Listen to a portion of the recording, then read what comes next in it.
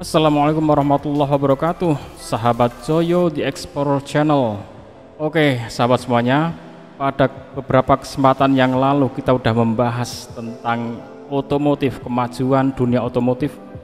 Kalau kita ngomongin Jepang, kemudian ngomongin Eropa, Amerika, itu mereka sudah merajai sejak lama. Kemudian Korea melanjutkannya, kemudian Cina kita sudah sering bahas. Dan ini VinFast Vietnam ya. Kita akan bahas pada kesempatan kali ini adalah Vietnam. Ini benar-benar pendatang baru ya setelah Cina, Vietnam.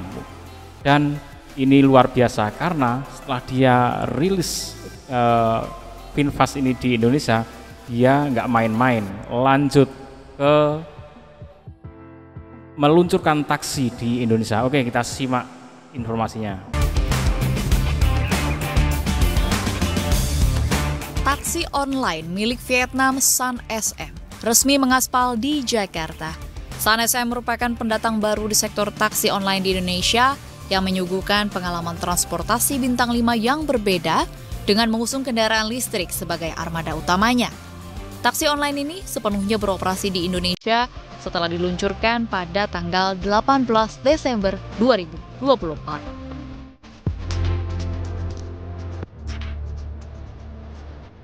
Sun SM berpandangan ini adalah generasi taksi tanpa aroma bensin, kebisingan mesin, dan baik untuk kesehatan pelanggan dan ramah lingkungan. Sun SM membawa visi mempercepat transisi global menuju transportasi ramah lingkungan dan berkelanjutan, serta misinya menyediakan solusi mobilitas yang ramah lingkungan, nyaman, dan juga berkelanjutan.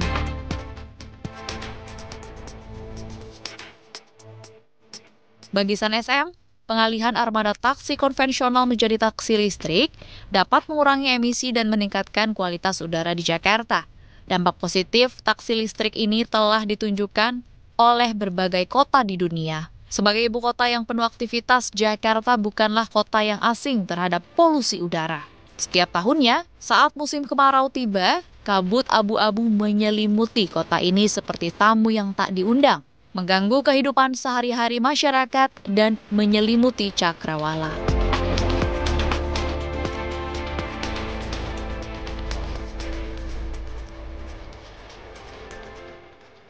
CNBC Indonesia mendapat kesempatan eksklusif mewawancarai Global CEO Green and Smart Mobility, Tan Nguyen, atau yang biasa disapa Steve. Steve buka-bukaan terkait dengan latar belakang Sun SM ekspansi ke Indonesia hingga tantangan infrastruktur yang dihadapi Sun SM. Oke, wawancara ini pasti bersifat ya jawabannya klise, jawabannya yang demokratif ya kan, menjawab tantangan, memberikan solusi ya, seperti tadi. Memang Indonesia Jakarta khususnya itu sudah penuh dengan asap, maka dia datang dengan mobil listrik. Itu memang benar-benar teman-teman memberikan solusi ya. Memberi solusi untuk memberikan lingkungan yang lebih bersih ya, lebih sehat, segar, dan itu benar. Tapi yang jadi masalah kalau ini omongan ini pasti akan ada di belakangnya dia waktu ngomong sama pelanggan mereka ya, di rumahnya mereka, dia akan Indonesia sudah mulai kita pegang bro. Nah, itu bisa ngomong seperti itu karena apa? Kita sudah turunkan ini mobil kita VinFast dan sudah menguasai ibu kota ya, sekarang udah menjadi ibu kotanya PDIKN ya, sudah menguasai Indonesia. Nah ini dia akan ngomong seperti itu di rumah sana, kita nggak akan ada yang denger ya kan, tapi dia akan memberikan jawaban-jawaban yang ya klise, yang normatif adaptif lah ya, seperti itu. Nah yang akan berantem dengan pendahulunya, dengan Jepang, dengan Eropa, Korea, Cina, mereka akan berantem. Ibaratnya mereka dagangan, waduh, mereka akan ngomong, ini pasar kita sudah mulai ada pengganggunya. Coba kalian bisa lihat di lapangan lah ya, di Lipalang atau di sinetron lah ya, ada orang jualan, kemudian datang penjual baru.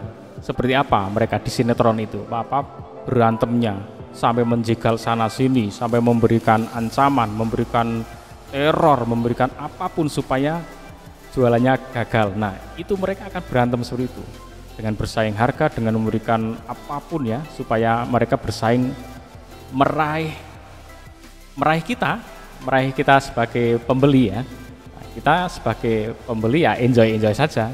Karena kita memang tidak bikin apa-apa kan, nggak bikin mobil, nggak bikin apa ya. Yang penting mereka berantemlah. Kemudian yang menang siapa, yang menang itu harganya yang paling murah ya. Pembeli enjoy saja. Tapi di balik ke-enjoyan itu, di balik kesantaian itu ya sebenarnya itu sesuatu yang memprihatinkan ya. Kita negara yang besar kok nggak bikin mobil sendiri gitu ya. Mobil kayak gini mosok nggak bikin sendiri. Negara sekeren ini, negara sehebat ini nggak bikin sendiri, itu sebenarnya konyol ya, konyol. Pasarnya, pembelinya sangat banyak, peminatnya banyak. Indonesia tuh mobil dari segmen apapun dibeli ya. Dari mobil angkutan, mobil harian yang untuk antar jemput, mobil yang sangat mahal ya, yang super mewah puluhan miliar, itu di Indonesia itu semuanya dibeli. Memang segmennya ada semua, dari yang mobil paling murah ada pembelinya banyak, rakyat menengah ke atas, yang paling mahal itu juga segmen kecil ada aja yang beli, orang-orang kaya Indonesia itu. Jadi Indonesia itu semuanya laku. Maka kalau tidak berpikir untuk menciptakan mobil sendiri sebenarnya sangat disayangkan ya, sangat disayangkan ya.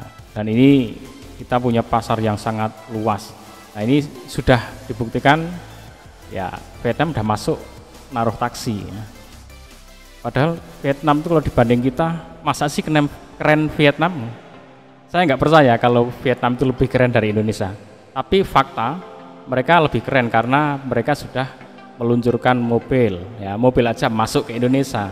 Kita nggak bisa ngomong lebih keren Indonesia di bidang otomotif, bener-bener nggak bisa. Faktanya seperti itu. Maka kita dukung, kita doakan Indonesia jangan tidur aja ya, para orang-orang yang bisa menggerakkan bidang otomotif itu. Kamu udah ketinggalan ya, kamu jadi orang yang harusnya di depan, yang harus membuka jalan lebar-lebar, kalau perlu babat ya, kalau ilalangnya tinggi dibabat biar bersih, bisa dilewati, bisa dibangun. Jangan tidur aja ya, jangan cuma menikmati, aduh kamu nggak usah bikin mobil, cukup aku aja yang bikin, nanti kamu tak kasih duitnya. Nah, kalau kayak gitu terus, itu yang menyebabkan Indonesia nggak pernah bikin mobil gitu. Nggak usah bikin, mobilku masuk kamu dapat duit gede lagi. Nah itu ya, kamu dapat duit gede tapi rakyatmu nggak dapat apa-apa ya. Itu mental pejuang bener-bener dipertaruhkan. Dan sekarang zamannya sudah zaman medsos online, semuanya serba online. Jadi kalau kalian tidur aja di depan sana, di atas sana, itu akan segera dapat dipermalukan ya, akan malu nanti tahu-tahu, ketahuan loh. Tidur aja nggak ngapa-ngapain, nggak ada outputnya, itu akan langsung ketahuan. Zaman dulu masih aman-aman saja, nggak kelihatan ya. Media online cuma paling ada satu TVRI kan. Gimana untuk masuk ke TVRI sangat sulit birokrasinya untuk bisa tayang di televisi. Nah, sekarang semua orang dengan HP di genggamannya bisa mengviralkan apa yang terjadi ya, bisa menviralkan apa yang terjadi. Jadi kalau kamu ya, anda para pejabat nih ya, yang harusnya on fire, harus bertarung, malah enjoy aja, ketangkap HP anak-anak kampung yang lagi jalan ya kan. Hati-hati aja, siap-siap viral, tahu-tahu dipecat deh, nggak jadi pejabat lagi mana. Sekarang orang-orang yang lagi jalan-jalan, anak-anak yang lagi jalan itu tiba-tiba bisa nangkep situasi, dan itu situasi yang menyedihkan tentang kamu, misalkan tragedi es teh kan, itu aja ketangkep, kerekam, ke-upload, habis ya, jabatan hilang ya, jabatan langsung hilang. Jadi jangan cintai jabatanmu lah ya, kalau cuman mencintai jabatan akan sangat sayang sekali. Tapi perjuangan untuk Indonesia, benar-benar berjuang. Kalau berjuang ada imbalannya, insya Allah ya. Anda berjuang untuk kemajuan Indonesia, maka Allah akan memberikan imbalan untuk perjuanganmu.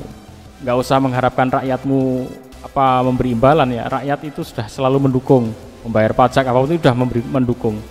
Silahkan maksimalkan kemudian benar-benar bisa ciptakan Indonesia ini punya otomotif lah. Sekarang udah mulai digarap ke Pindad, coba kita cek nanti perkembangannya seperti apa. Oke, panjang sekali, ikuti terus Yoyo The Explorer Channel. Assalamualaikum warahmatullahi wabarakatuh.